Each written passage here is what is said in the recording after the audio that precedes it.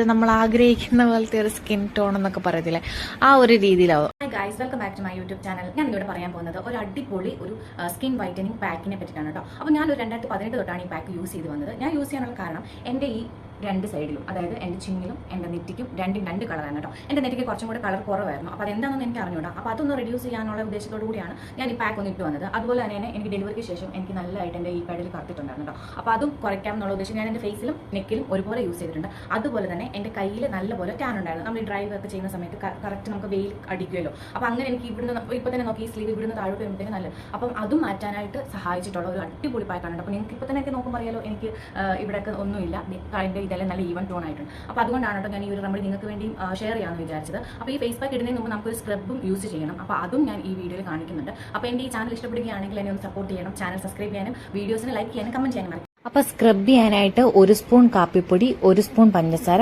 കുറച്ച് പാല് മതി കേട്ടോ. പാല് കൂടിപ്പോയാൽ അത് ലൂസായിപ്പം. അപ്പോൾ ഒരു ഇത്തിരി തിക്കായിട്ട്.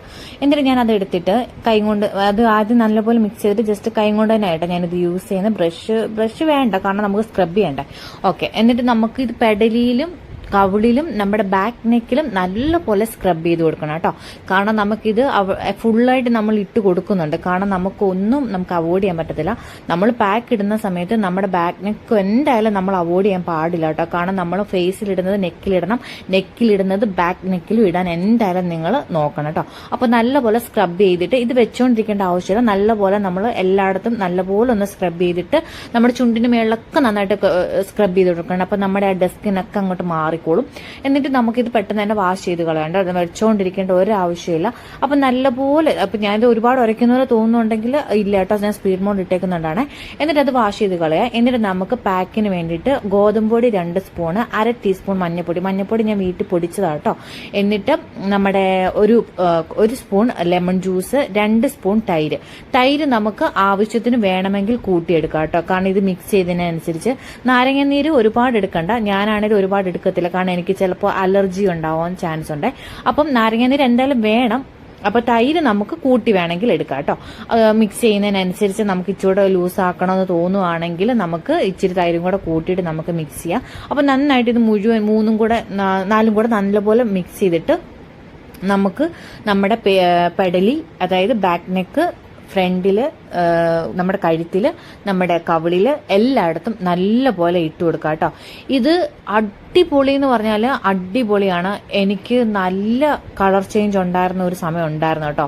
എൻ്റെ നെക്കും എനിക്കറിയത്തില്ല എങ്ങനെ പറഞ്ഞു തരണം, കാരണം അതുപോലെ എനിക്ക് യൂസ്ഫുൾ ആയിട്ടുള്ള ഒരു റെമഡിയാണ് കേട്ടോ. കാരണം എൻ്റെ കയ്യിലൊക്കെ അത്യാവശ്യം നല്ല പോലെ നമുക്ക് ഡ്രസ്സ് ഇടുമ്പോൾ തന്നെ, അതായത് നമ്മൾ ഈ ഹാഫ് സ്ലീവ് ഒക്കെ ഇടുമ്പോൾ തന്നെ പെട്ടെന്ന് നമുക്ക് അറിയാൻ പറ്റും കളർ ഭയങ്കരമായിട്ട് ചേഞ്ച് ആയിട്ട് നിൽക്കുന്നത്. അപ്പം അതൊക്കെ മാറാനും, അതുപോലെ എൻ്റെ നെറ്റിക്കും ഭയങ്കര കളർ വ്യത്യാസമായിരുന്നു.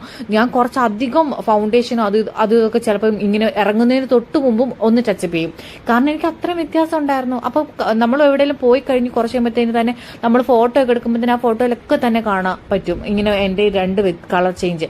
കണ്ടില്ല, ഞാൻ മൊത്തത്തിൽ അപ്ലൈ ചെയ്തിട്ടുണ്ട്. ഇനി ഞാൻ ബാക്കി എൻ്റെ കയ്യിലും കൂടി ഇട്ട് കൊടുക്കാം കേട്ടോ. അടിപൊളി റിസൾട്ട് ആട്ടോ. അതുകൊണ്ടാണ് ഇത് ഷെയർ ചെയ്യുന്നത്. അപ്പം വീഡിയോ ഉപകാരപ്രദമായി എന്ന് തോന്നുവാണെങ്കിൽ നിങ്ങൾ ലൈക്ക് ചെയ്യാനും ചാനലൊന്ന് സബ്സ്ക്രൈബ് ചെയ്യാനും മറന്നു പോകല്ലേ.